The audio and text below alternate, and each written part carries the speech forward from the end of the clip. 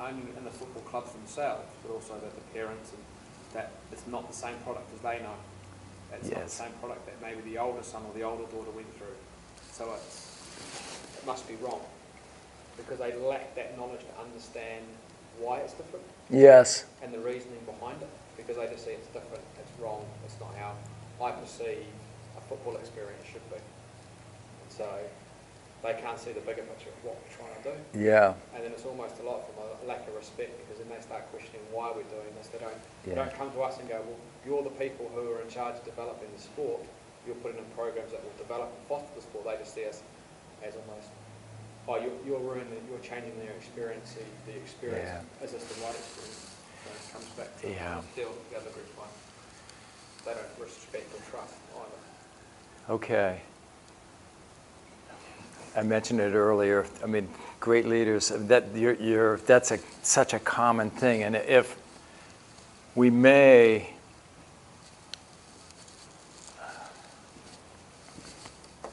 I'm going to just put that in red. And after we listen to everyone's, if you want to,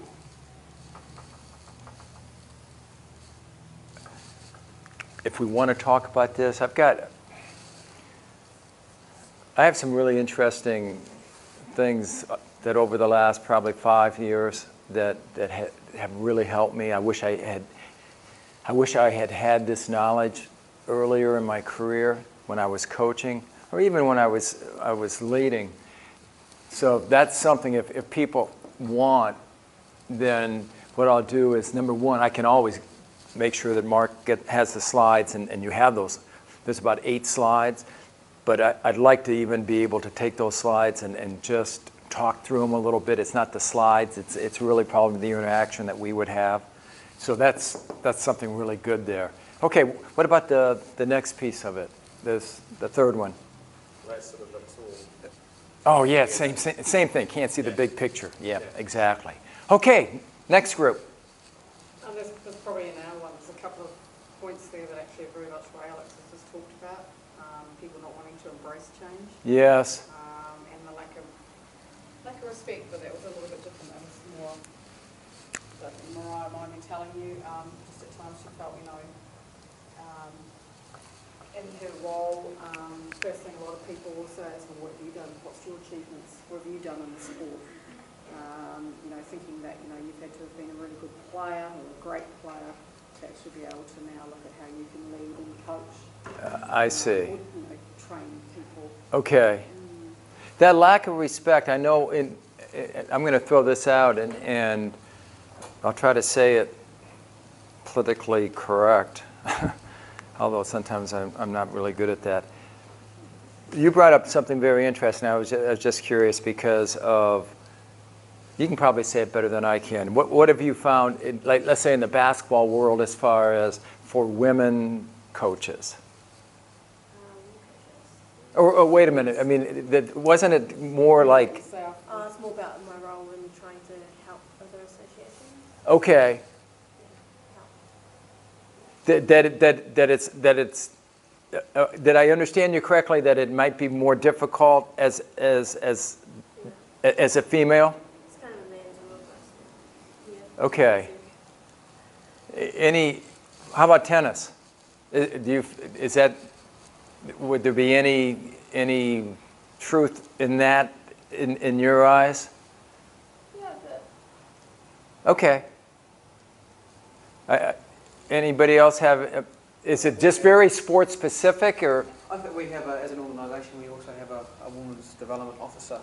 Okay. She'll go into clubs and talk. She's only recently started, but she'll go into clubs and say, this is where we need to take the women's game. Okay. It's men making decisions who think they know what's best for. Mm-hmm. Do you have the same setup where there'd be that type of Is it working or not really? It's only in the second month. That's true. Okay. Yeah. Okay. Because you bring something up, and I'm not trying to get into. I really don't know in this situation, but I think it's something that I know at West Point, we made mistakes because at the time that, and I'm going way back, but At one time, it was all men. And then in 1976, okay, they admitted women for the first time. Well, we call it the good old boy system, hung around there for a long time, and it took some time, but it also took courage.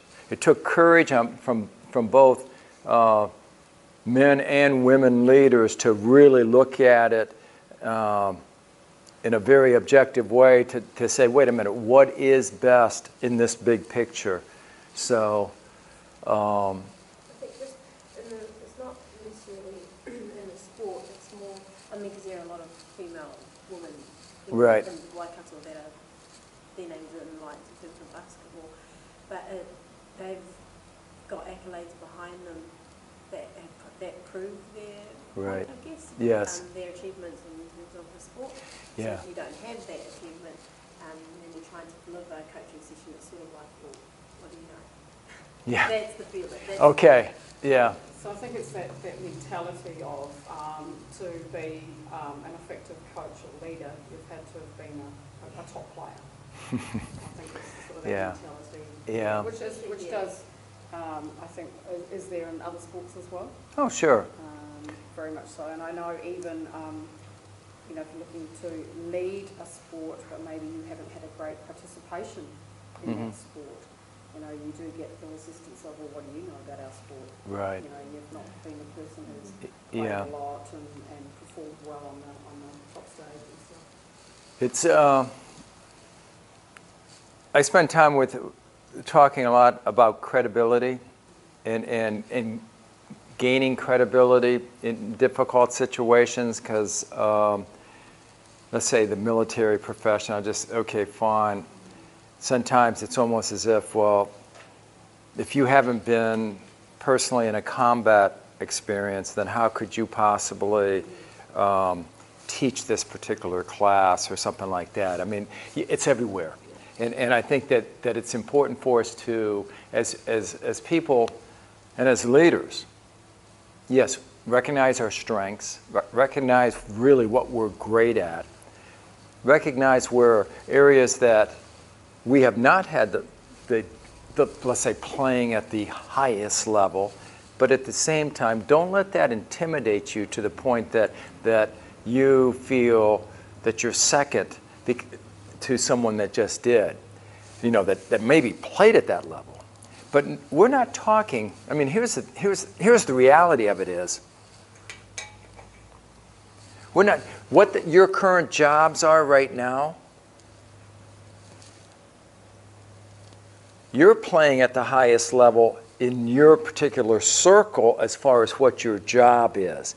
Just because some of you may not have played at the highest level competitively, to me, when I would hire someone, sure, I would look at their experiences. Experiences are very, very important.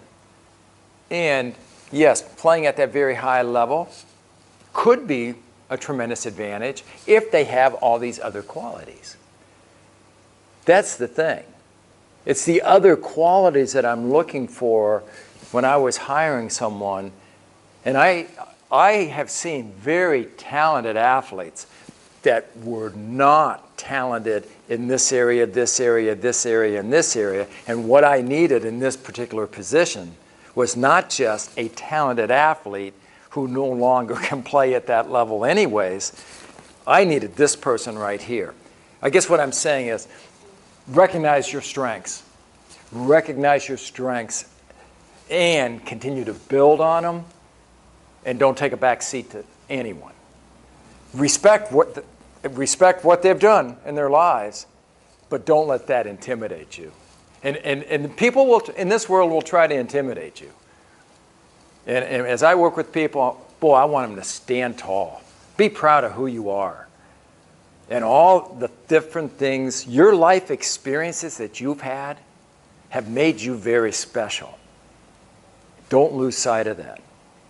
So, yeah, that's a kind of pet peeve with mine a little bit, because you see it in all walks of life, no matter what it may be. Okay, third team. Which built there, how to stay positive when you feel like you're not when you don't feel like you're achieving. So you've got all these goals and KPIs to head towards. If they aren't working out, how do you stay positive within that role? Okay. Good point. I'd like to mention that here in a minute. Okay. Managing effectiveness in peak times. A couple of us brought that one up because you spread far and wide. I know that I've personally got like 12 different sports that I have under the umbrella of the Parafed sports that I do. So trying to keep your eyes on their goals in terms of coaching and officiating and all that kind of stuff, and just keeping upskilled, etc. And their calendars are quite different along the year. So sure. The clashes. Recently, I tried to start up a coaching workshop, and the dates weren't working for anybody. There was just lack of interest.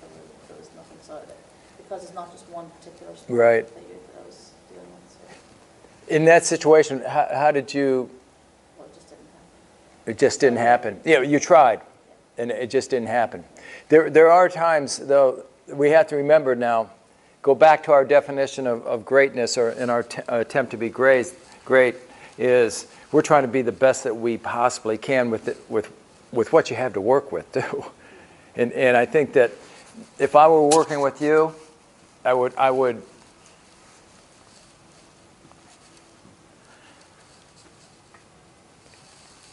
how to stay positive when you don't feel like you are achieving. I would try to help you so that you could help yourself, where you would rephrase that a little bit. You feel like you're not achieving. I would want to really look at it as far as looking at the things that you were doing, and not look at something that you're not at. You maybe aren't getting the results where someone on a piece of paper that you put it down right there. I want to know, if I were your superior, okay, fine, I'd say, okay, fine, but let's really look into this. I want to know the specifics as far as, help me understand what you've done in all these different situations. Because so often, our world today looks at results. They just want that bottom line. What are the results? My philosophy is I want to know what's happening in here. Because the more I understand what's happening in here, the results are results, but I want to help develop people that produce the results.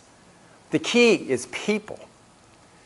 So you being a person, I would look at you and say, fine, if the relationship I would have with you and everything else, I would want to have confidence in all the qualities, why I hired you, and then somehow figure out a way that together, or the team we can work toward getting to what that achievement is. I wouldn't want you to, when you don't feel like you're achieving something, you know what that's doing? It's kind of like it's taking away your energy.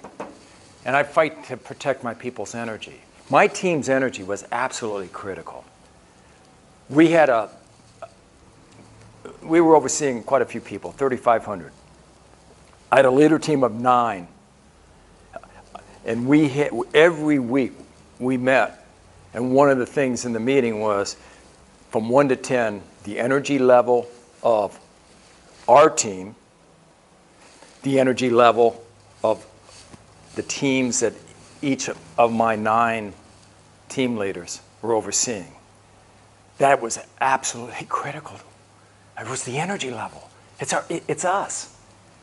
Because if I knew all of a sudden, and I didn't want to know it when someone was a 4 or a 5, we were looking at it every week, because if all of a sudden I sense that one of my team leaders is saying, okay, we're going down to, our zone of excellence was 8 or above. Okay, I mean, you always have to be operating in whatever your zone of excellence is. Fine, you got to be trying to, as a leader, get your team so they're always in that 8 to 9, 10, however you define your standards. But I mean, don't lose control. You've got to know what that energy level is. But it begins with each of you, because you got to know what your own energy level is. And if there's days you're coming in here and you're a 6, a 7, you put too many of those in a row, okay, you're not making everyone around you better. It goes back to the principles of greatness. And that was a key point of the people that we have. We wanted to bring in the right people that were making everyone around them better.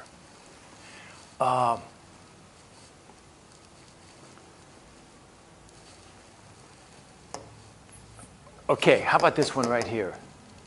Finding a way to attract existing coaches. To professional development. Okay. That's a common statement in New Zealand. I suppose she'll be right. Everything's, it's all fine, hunky-dory. Okay. Yes, it's the same. It was the same concept, but She'll be right just means okay. no worries. No worries. Yeah, we'll be okay with what we've got. We don't need to get any better. So it's that resistance to change. It's Okay, I see. Momentum. So when you were talking about momentum in that first column, I was like, oh yeah, that's what we're I'm with you. Okay. there too. Yeah. And in saying that for the first one there too, for that same PD thing, I did shift my goalposts a little bit because Mark offered a community coaching workshop, and 3 of the coaches that I was trying to get to come to this other workshop that I was offering came to his workshop. So I was like, well, they came to a workshop. Right. I'm not going to take it personally that they didn't come to my one. No, sure. But they came to a workshop, which is where my goals were anyway. So That's right. there was a tick somewhere along the line. It just wasn't the goalpost that I had initially set. Shifted the goalpost, achievements. No, I really. But what then also does matter is that small one, make Yeah. that one possible. Exactly. Yeah. Yeah, and I learned a long time ago. I tried the best that all of us can is keep your egos out of it as best you can. I mean, I like what you just said. The fact that, okay, yeah, it wasn't mine, but at the same time, the person, they came to something. And then, if I was in that situation, what I would hope that I would have done, and again, I'm not trying to put myself in your situations, but if there was something like that happened to me, let's say at West Point or at any of the universities, then what I would seize that as an opportunity. I would see it as an opportunity. Yeah, I know that maybe they didn't come to mind because there was a conflict of time, whatever. There could be a lot of different reasons. But the key to me was, remember the whole concept of people? I would sit down, if you were the person, I would sit down and then I'd want to just say, hey, tell me, what were 2 things that you learned from that? What were the best things that you learned from the workshop? And I'd want to get to know what she came out of it with, because number 1, maybe it would help my relationship grow with her and we could get on the same page. Plus, she's giving me information. Because then she's telling me some things, and then I can take a look at it, because what I'm trying to do is help people be the best coaches or whatever you were trying to do. I would see, well, okay, did I end up having that as in my agenda? And if I knew after she said it that she did, then I'd ask her another question to find out what was special about that. What really made that so special that you learned something? I'll get information and then I can look at it because I'm trying to get better. I mean, I think everything that you're trying to do is you're trying to find ways to do what? Just be the best that you can be so you can help others. Okay. I'm going to be conscious of time. Here's what I would like to do, if that's okay with you, is there are some snacks back there, and why don't we take like a 5-minute break so that you can just, if you want to just take a walk or something, but if you can come back and then while we're continuing this, eat your snacks. You can just sit down and you can have your drinks, and if you can we can eat in here. Okay, great.